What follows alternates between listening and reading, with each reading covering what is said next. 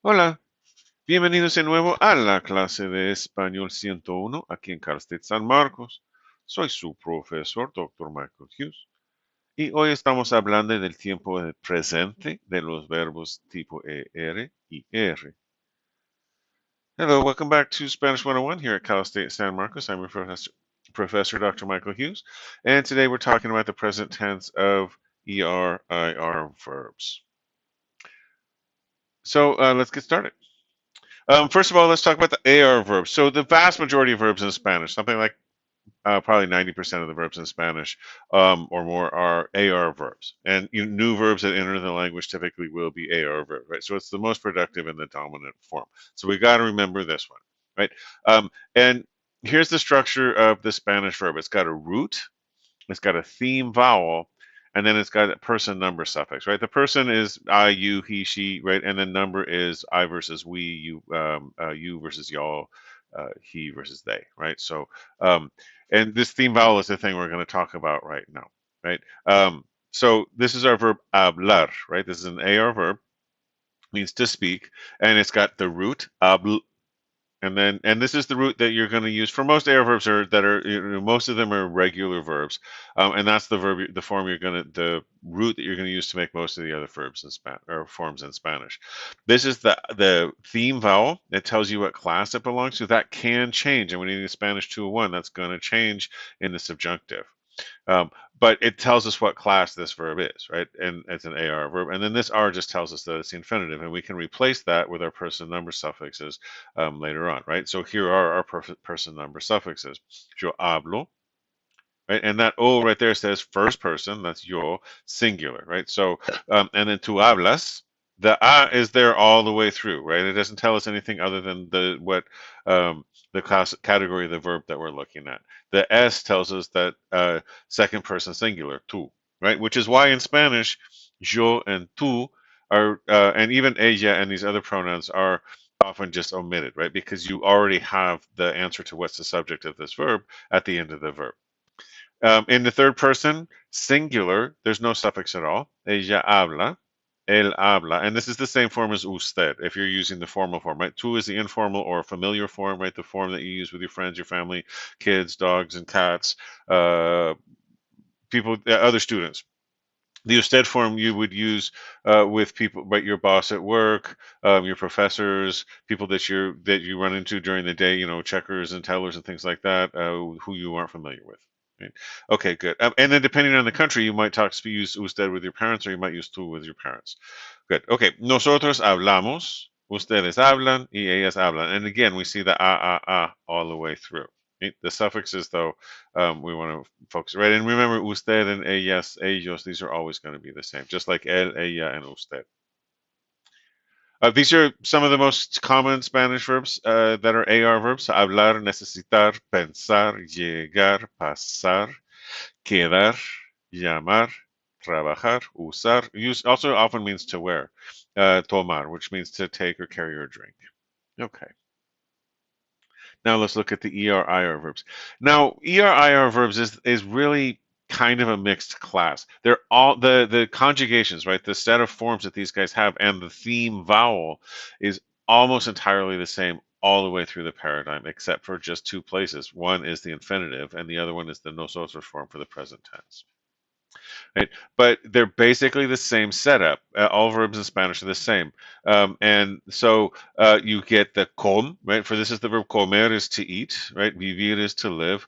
The com is the root. The e is the theme vowel, and the r tells us it's the infinitive. And again, really, for vivir and comer, as you're going to see, they almost always have exactly the same theme vowel, except that in the infinitive and in the nosotros form. So let's take a quick look, right? It shows yo como, yo vivo, just like the AR verbs, right? Tú comes, tú vives. The S doesn't change, right? The S is constant throughout all of our paradigms. In fact, almost every single paradigm except the one paradigm is going to use the S in this spot. Tú comes, tú vives. So the I, right, you can see has changed to an E. Ella come, ella vive. Again, no suffix, just like the AR verbs. Nosotros comemos, nosotros vivimos. And that's the other place where ER and IR verbs are different. Otherwise, other than that, whenever you're learning the ER, IR forms for the predator, the subjunctive, or whatever it is, they're going to be the same. If you know the ER forms, you know the IR forms. Ustedes comen, ustedes viven. Ellas comen, ellas viven. And again, right? Ustedes, ellas, ellos, always the same. Ella, él, usted, always the same. So, right, and as I've already pointed out like 6 times, the suffixes for person and number are the same, right? Es, nothing, mos, and for all of these different things, right? El, ella, usted. Here's just some common ER, IR verbs, which we've already seen. So we've talked about ser, tener, which is to have, hacer, which is to do or to make, poder is to be able to, querer. This is can in the sense of be able to, not canned vegetables, right? Querer, super common. Querer, to want.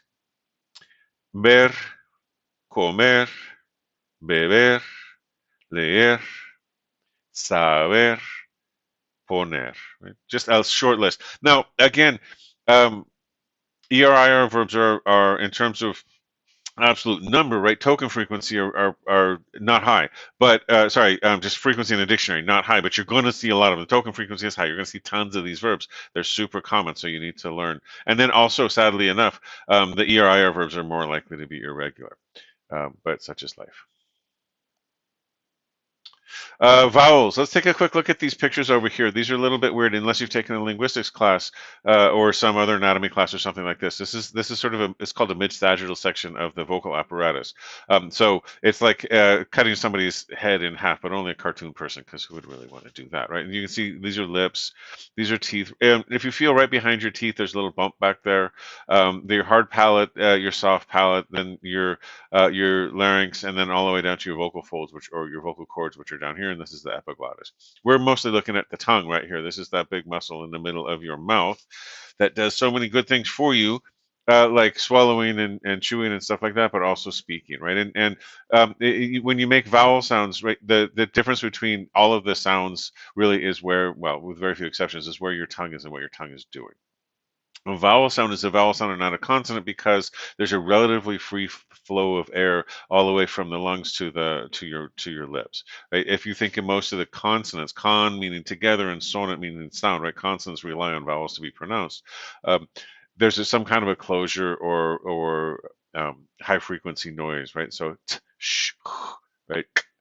But vowels have you can sing a vowel, right? You can sing nasals too, but you can see that doesn't even come out of your mouth, and maybe some stuff like L's and R's. But those are all sort of borderline cases. In any case, think of, for instance, the word bird in English, right? Bird. Is that an R or is that a I? What is that vowel, right? So R's and L's, right? Urban, rural. R's and L's can sometimes also function like vowels, but not frequently. Anyway, you can see, right? So E, right? Make an E sound, E, and you'll feel the tip of your tongue right behind your teeth, right? E, and now make an ooh sound, ooh, and you can feel, in this case, right? So with the lower picture, you can see that your tongue is kind of bunched up in the back of your mouth, and then these other ones are going to be, higher or lower, front or back, depending where they are.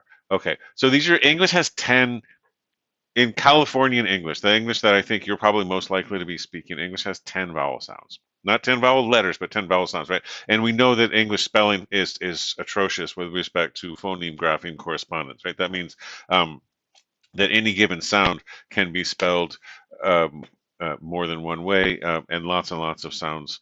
Um, yeah, it's just a mess, right? Because and that's because English doesn't have like, so Spanish has a Real Academia, German has an academy. Lots of languages have an academy that go through and do sweeps of their language and try to make things more like how people talk. And English doesn't have that. So English has gone through lots and lots of changes, and lots of words get borrowed into English, and we just keep their spelling. And so. That's just the life that we live. Okay, in any case, notice that each of these pairs of words, they're about the same spot in the mouth, but not exactly the same. But we have two vowels, so these are high front vowels, right? So remember, go ahead and whoops, I'm sorry. Should be beat, like the vegetable, or beat like a drum, not bait. Beat, bit. So beat, bit, say those together, and you can see your tongue's kind of in the same spot, right? But this is the long one and the short one. They're not technically long and short, but nonetheless. Bait, bet, right? So this is in the front of your mouth in the middle, and then bat, ah, right? Your tongue's in the front of your mouth all the way at the bottom. We go to then ah, right? That's the bot, ah, right? Low, probably back for English. O, right? Middle. There's only one sound here. If you lived in Maryland, or if you lived in Boston, you might have a boat, like, so something like uh, cod and cad, right? So one's what the crow does, and one's the fish, right? Cod and cad. I don't even remember which one. I lived in Massachusetts, but we don't have that in California, so don't worry about it, right? And then say boot right in the back, high, boot and butt. And then the center one, a bet, right? So there's just a sound, right? That's called a schwa. In Spanish, on the other hand, just has five vowel sounds. It just has five vowel sounds, which means you need to hit the target, and you can't be switching back and forth, right, between all these sounds that don't exist in English. Even the ones that look like they exist in English, they're not the same in Spanish. So English, bait, a, go ahead and say that, a. You can feel your jaw moving when you say that, a. Now look at the peso, e, e, e. A, English, A. So Spanish vowels are clean vowels in the sense that you're not moving your jaw. They're not little diphthongized, right? A is the same way. Bait, bait, A. Oh, sorry. I keep doing that. Beat, E, right? Say boat, O. You'll feel your jaw moving right as your lips go around for there. Right? Okay, good. So these are the Spanish vowels. E, A, O, U. That's it. I mean, there's also combinations, right? I, O, and things like that, but that's not what we're talking about. We got to nail these vowels. E, A, O, U. Right, and these are all right. You'll notice these are all the same word. The Z and the S in Latin American Spanish are pronounced exactly the same. These are all the same word, with the only difference being that first vowel, right? So piso is the floor, peso it means I weigh, or it could be the coin. Paso is a step, poso is a well, and puso means I put. Or sorry, he put, or she put, or you put, usted, for the past tense of put. Okay. For to practice this, go to the A Conversar activities, exercise 230 and 231. I think will work. It's not super difficult, but it still is worthy of practice, and you're going to get lots of practice as you go forward. But keep an eye on that. Hopefully, I gave you some good tips. Here's just a painting from a guy named Andres de Santa Maria, who was born in Bogota, Colombia. Spent time back and forth between Colombia and Europe. Lots of he managed to go through two world wars, and then a revolution. Well, a civil war in Colombia as well.